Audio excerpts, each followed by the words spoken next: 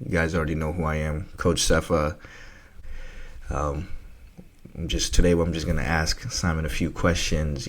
Simon's been with me for I don't know since college. You've Yeah, Bridgewater, since COVID time yeah, around there. COVID Yeah. time. Yeah, we were grinding at T Clay Elementary School, man, just nonstop.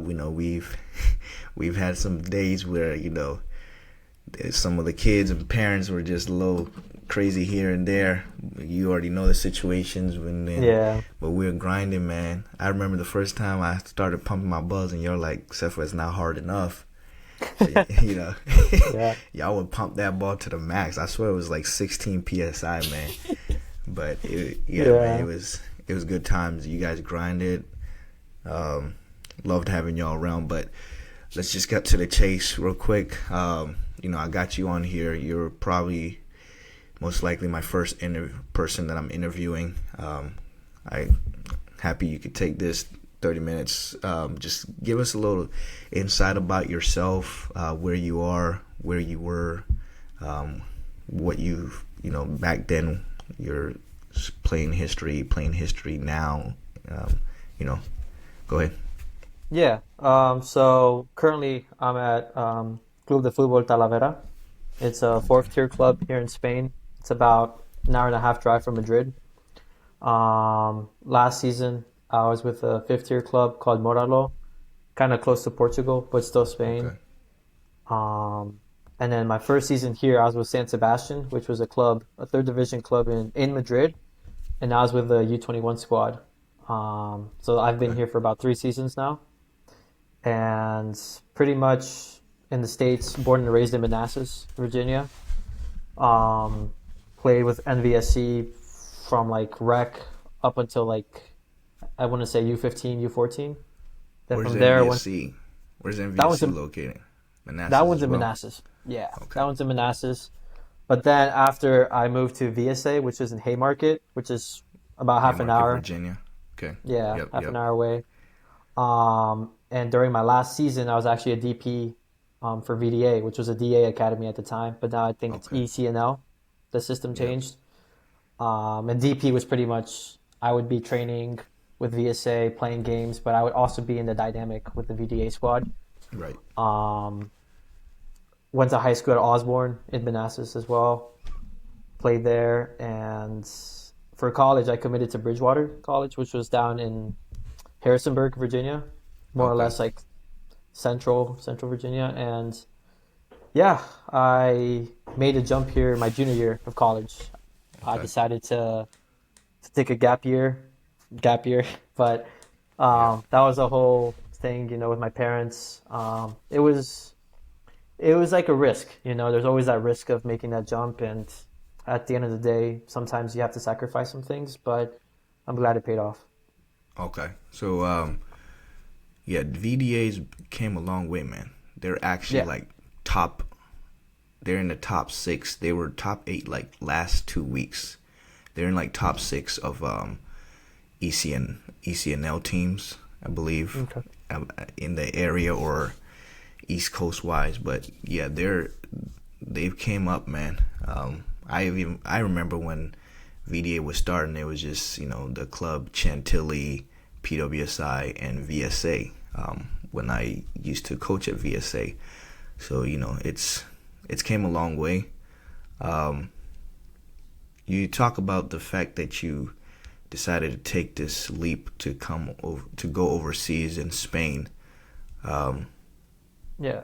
Tell us a little bit more about that. Like, why did you take that risk, and how's it been for you so far? Because I know a lot of kids and players, they want to go pro, they want to, do what they can to get there, but some people kind of think, it's not It's that. hard.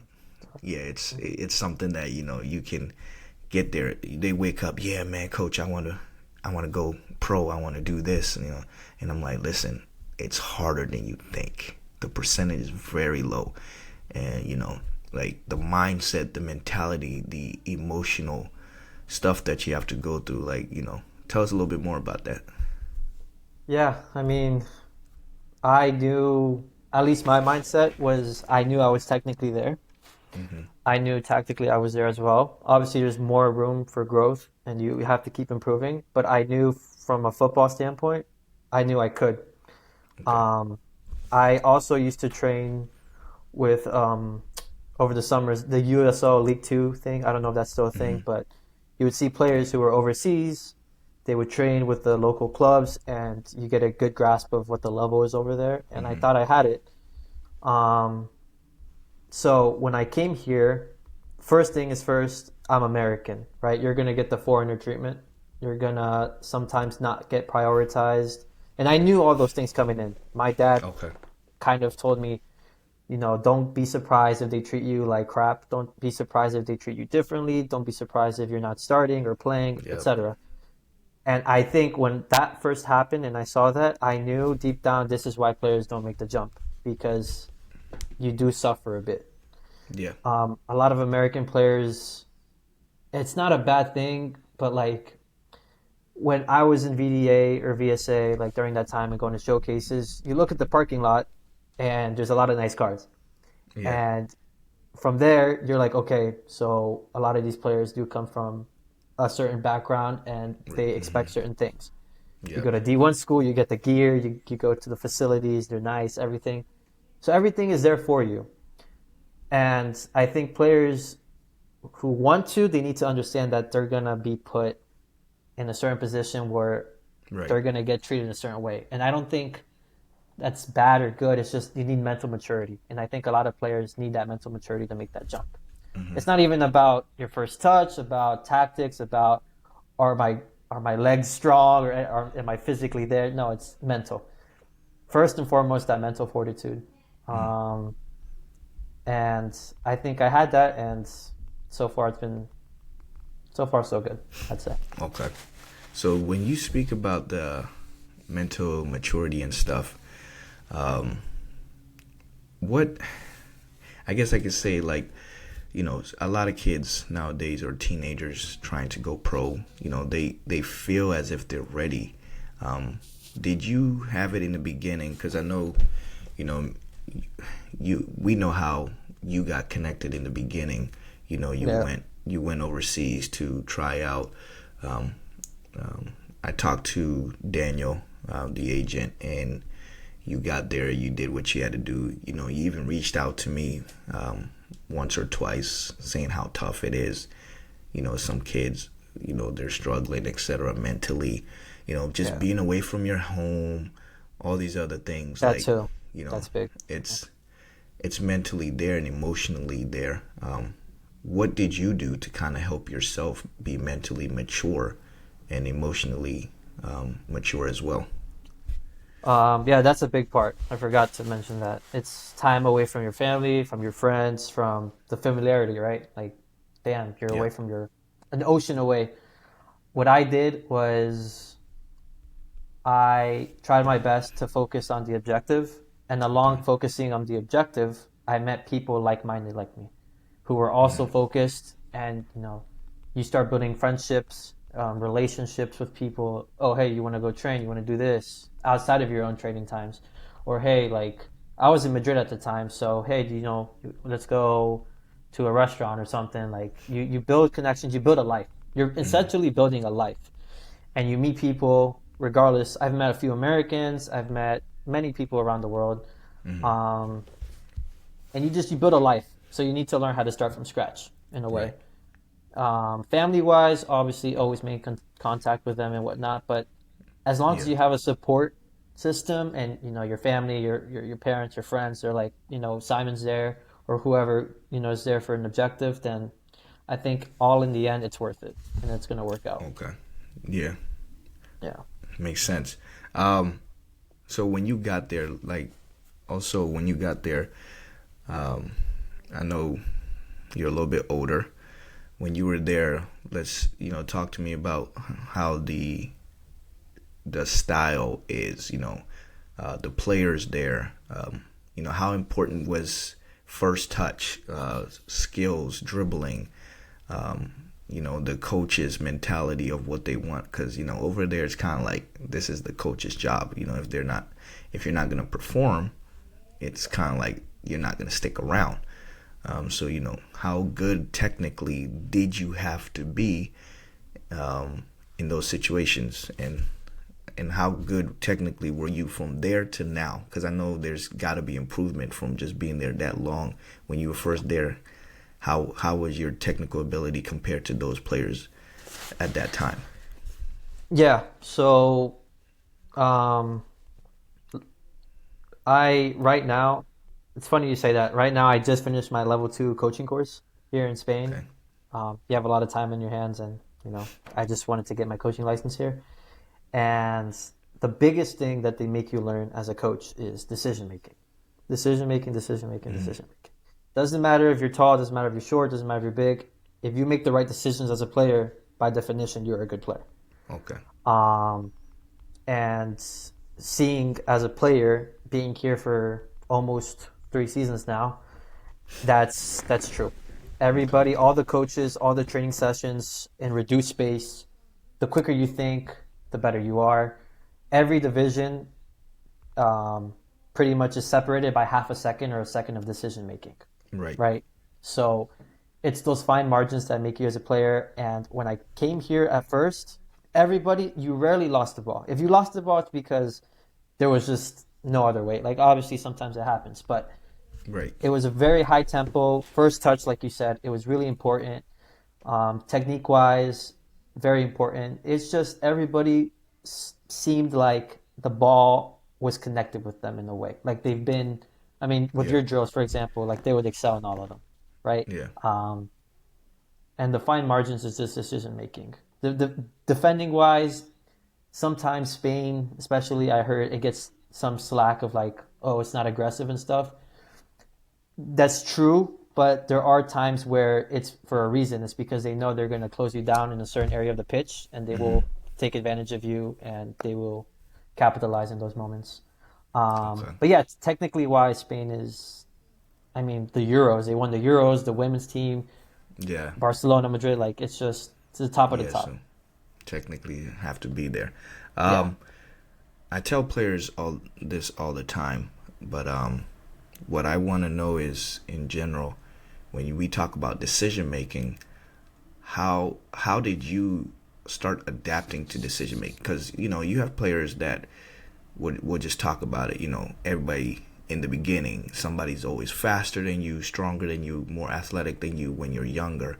I usually tell players, listen, that's all gonna wear and wash down when you come of age. Like when you get older, it won't matter. Like you have players like Kevin De Bruyne, Xavi, Pirlo, all these players that weren't the fastest. Iniesta, they weren't the fastest, but they were very technical. And it's like that athleticism and speed is a plus, but it's not the root of everything. So let's just say when you were there in general, how did you start adapting to the speed of the play? Was it like you were looking at scanning more? Were you just making quicker decisions before? Because it's kind of like, what were you doing to make yourself better, and what were you seeing to adapt and grasp that? Yeah, that's true. Yeah. For me, I think decision making from a very young age. I am a small player. I am 5'4". I've always had to rely on my decision making and just my technical qualities, because I knew physically, I mean, I could run, but other things I couldn't really do. When I came here, I don't know if it was instinct, but like you said, scanning, just do the things a second faster. That's all it was. There was no sense of overthinking of, do I need to know how this guy's movement is, or do I need to know what the coach really wants from me? No, it's doing what I knew what to do, just a second faster. Scanning, receiving on the back foot, turning when I'm supposed to turn, playing one touch when I'm supposed to play one touch. And when you put yourself in situations, it kind of becomes like muscle memory. Like when you go to the gym, you do reps, same thing in the pitch. You do reps. Hey, I'm going to get in between of these two holding mids, and let me see what I do with the ball. Just getting myself comfortable being uncomfortable. Okay. And once you do those things, it comes fluidly. But yeah, it's just And doing everything a second faster. perfect. You mentioned being comfortable in uncomfortable situations. A lot of players, at young ages, uh, for example, we all know, at least me, like if you're a right-footed player, 9 times out of 10, you're gonna be on the left wing.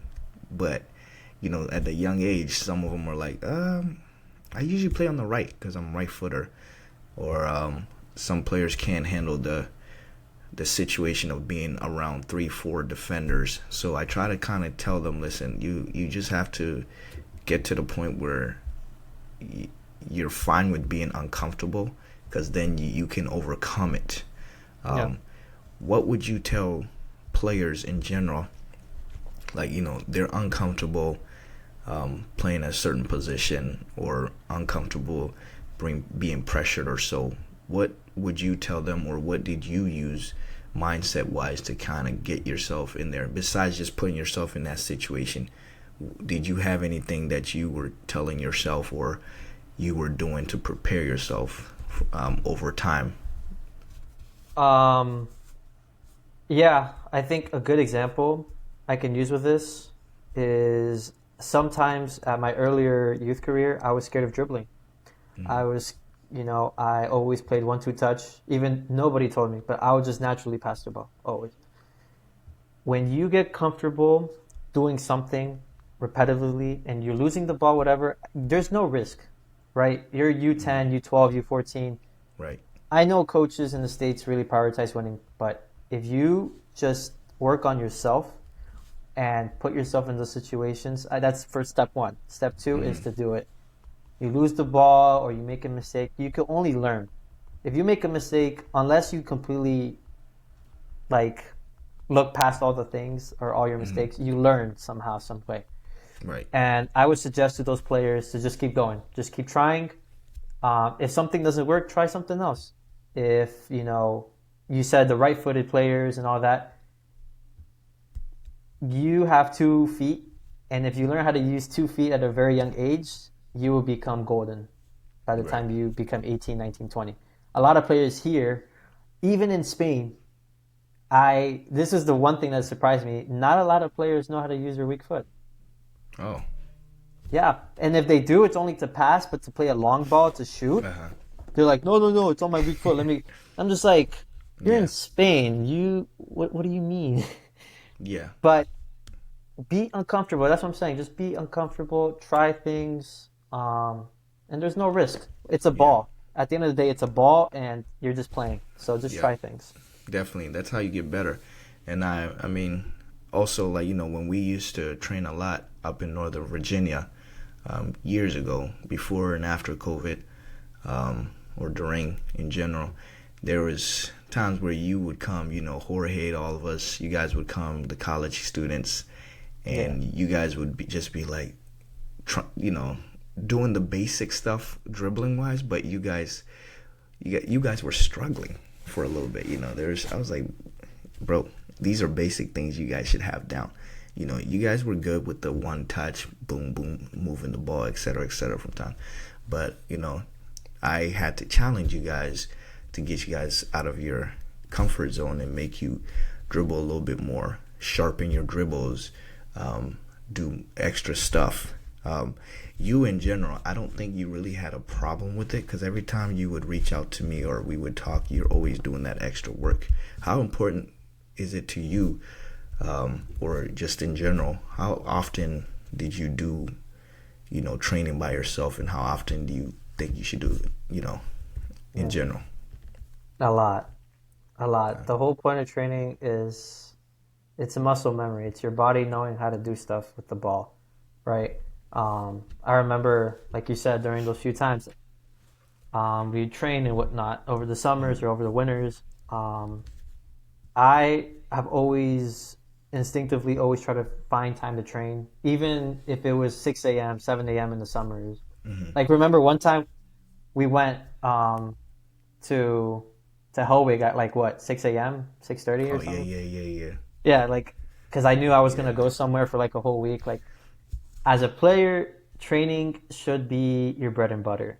It Yeah. should be, even if it's working on fundamentals, it's just showing up. Showing up is half the battle pretty much. Okay. Um, it is so important because it's just it's repetition. It's you proving to yourself, hey, I want to improve. I want to do this. Right. And even if I have a really crappy training session, at least you were there. Yeah. Versus somebody who was not there and did not put in the work or put in the reps. Right. Um, Not every day will be perfect. I know I'm somebody who's a very like perfectionist type of person, but it's really irritating when you mess up. But as you grow older, you accept, hey, it's a ball. You're gonna Yeah. mess up. Just keep doing it. Um, that's the only way to improve. Obviously, watching the game is one thing, but being there and playing with the ball and training and whatnot is another. Okay. Um. Just find What? time. Find time. Yeah. Definitely. Just a few more questions, Simon. Appreciate you uh, Yeah. taking your time out. Um. Let's just say, as your younger self, if you could go back and talk to your younger self, maybe you were like 7 or 6. What would you tell your younger self, tips wise or things to do, knowing what you know now to get yourself to that level or get yourself pro at an earlier age? Like, how Lamine Yamal is like only 16 or 17 and he's balling Yeah. out, etc. What would you, if you could go back in time, what would you tell yourself? Firstly, if I could move to Spain anymore, like any younger, like just at least find a club or something to train. But obviously, that's a stretch. Mm-hmm. Um, I'd say to, I'd say maybe to dribble more Okay. because Lots of dribbling. lots of dribbling. I didn't use my weak foot until I was maybe like 12 or 13. Okay. So, and I know kids now who are like you really prioritize, hey, use both feet, do this, do that. Right. You can only imagine how good you are with both feet by the time you become this age, right? So I think I would have told him, use your right foot, don't be scared, take risks. Um, and honestly, I think maybe, you know, wanting to, hey, tell your coach to maybe make the training sessions harder or something. Right. Because as a kid, you always want a challenge. If the training sessions become very monotonous, very repetitive, very robotic, you kind of, as a kid, you lose interest and you lose that fire, you know? Right. Um, you always want a challenge as a kid. So I think, I don't know, something along those lines. Okay. Nice. Nice. That's Yeah. that's a good tip to give yourself. Last two questions I have. Um, let's go on the fact that you're living in Spain, Right. and obviously you mentioned that you would want to move your younger self to Spain earlier. Spain versus USA soccer, or just in general, what is the difference that you see? Like, what is we all hear it in the news. We hear a lot. What is so different about Spain that you would want yourself to be there, or you love the ways Spain soccer is, and or football in general compared to USA? What can you do over there that USA is missing or needs to improve on? Um, Obviously, soccer here is number one, right? It's not like basketball or football back in the States. So that's Okay. one. The culture. Everybody here, all the kids, they play.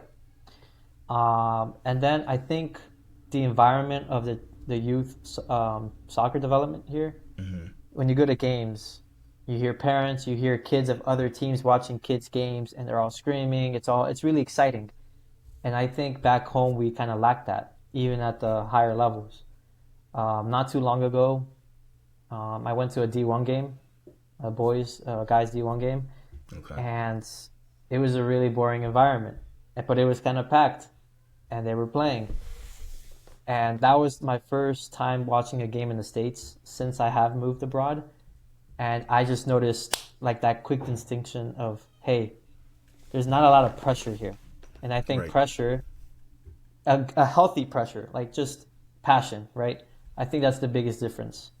Um, and when you're very comfortable in those situations back in the States, you don't necessarily grow. Whereas here, every time, every year, every season, there is a pressure to become better and to get to that level. Yeah. And I think kids, they instill that mindset from an early age. Um, Not to say some coaches don't instill that back in the States. Some do. I've had coaches Yep. who were really good. Definitely. A lot of Um, I've seen a lot of them. You right. yeah, but the majority, right? Yeah. I think that's the situation. Yeah. And very true. And then the fact that there's so, like you speak about culture, there's so many players out there that are so good. It's like, I guess you can say, I'm just going to use this area for example. There's so many players in Northern Virginia and so many clubs compared to Richmond that, the level you can pick from is a lot compared to the players and levels you can pick from in Richmond. There's not a lot of clubs here, but there's a lot of clubs in northern to Yeah. DC, Maryland. So it's kind of like, I feel as if some of the players in here are in like a fishbowl, and then you pour them into the ocean. They're just like, oh crap, Yeah. there's so much more than just being in a fishbowl. Where it's like up north, all the kids, they're already in the ocean starting off. The same with Spain. It's just so many players. Everybody's balling out. They're physical, they're technical, they're tactical. It's there. They're hungry, man. Yeah. You know, and that's what I tell players. I see players. I'm like, bro, are you hungry or are you just trying to eat? And I saw a video like that, and I was like, that makes perfect sense. There's you can get 10 kids. Majority of them will just want to eat. They don't mind being told to get up and go get something and make a sandwich. But Yeah. the hungry ones, like maybe 2 or 3 of them, will go do what they need to do, without being told. And Yeah. that's what I A lot. like about that. Yeah. A lot of that also has to do with the size of Spain. It is quite small compared to the U.S. I think it's like the size of Texas, if I recall. It's a lot. That's crazy. Yeah. And there are so many clubs, so many coaches, so many players. Um, and you run into a lot of people. My first season, my assistant coach was Carlos Cuellar. He was a Premier League player, played for Osasuna, played for, I think, Southampton, Rangers. That was my first taste of, holy cow, like, I'm here. Then you meet other pro players, Marcus Alonso, I met Laporte, I've met so many other players. Nice. And it's not to say, oh, you're gonna run into them, but they are there, and they are there because the environment is so small, but it is so powerful, and you can only learn. When I came to Spain, something I forgot to mention in your first question was, I tried my best to be a sponge. I tried not to have an ego. I tried my best not to be selfish, Nice. not to be like, oh, I know everything, because even now realistically, I'm not that big of a player. I have rooms, like so much to improve on. Right. Um, and I think that distinction of culture, like you said, with Nova and DC, there's more grit than certain areas of the country. Um, and as a youth player, it's important as a parent to also distinguish, will my son be a starter here and will he be comfortable here versus can I put him in an uncomfortable spot so he can grow, Right. right? And I think that's really important to distinguish at that level. Right. Nice. So moving on to my final question. I know you were talking about players you've met, which is pretty awesome. Yeah. And I think I've seen on your stories sometimes you watch the Madrid game, Barca games, all that stuff. In general, everybody usually, I just want to know, who is your favorite player, either currently or all time, just in general, and why? Like, who do you look up to the most as a favorite player? I'd say Xavi. Okay. Xavi from Barca. Yeah, Xavi from Barca. I think ever since I started kicking a ball, for some reason Barca was always a team. I liked how they played. I really liked how he played. I think a lot of it had to do with, him being short and Right. him the way he played and stuff. And I was like, damn, like I would like to replicate that. He's a baller. And yeah, and I remember when I was a kid, I was just obsessed. Even with Messi, Iniesta, all that style of play, um, it just became very natural for me to follow them, to become a fan Right. of them, and just the way they did things. And that's when I first got my sense of decision making, making the right decision. You don't have to dribble five players. If you can, that's awesome.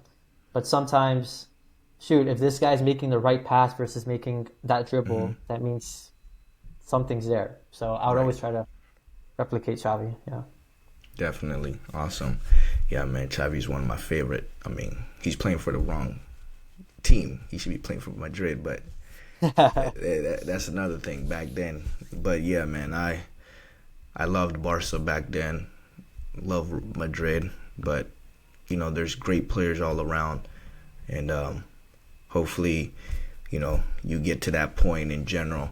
Um, I know you play for a specific team. Can you name the team one more time? CT Yeah. Talavera, something like Yeah. that. Talavera de la Reina. Okay. It What is. what what is their division or level they're in It's a right now? it's a fourth tier club Okay. here. Um, I last year I was with Moralo, fifth tier, and then my first season was San Sebastian, and I was with Okay. the reserve team. Um, the first team was in third tier, so a lot of times I would go and watch the games for free, and it was a really good experience being in Madrid Nice. as well. It's Okay. and I'd say a lot of players as something to close off.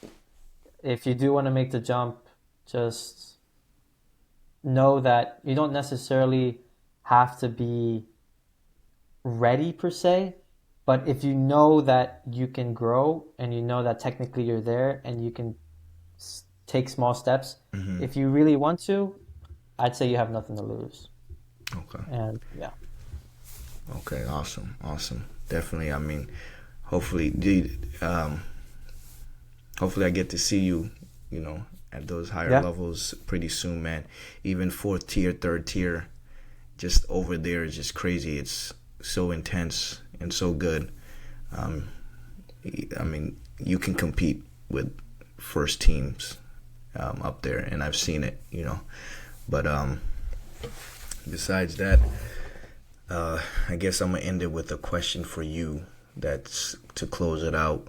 As a yeah. player, two questions, I guess, part one and two.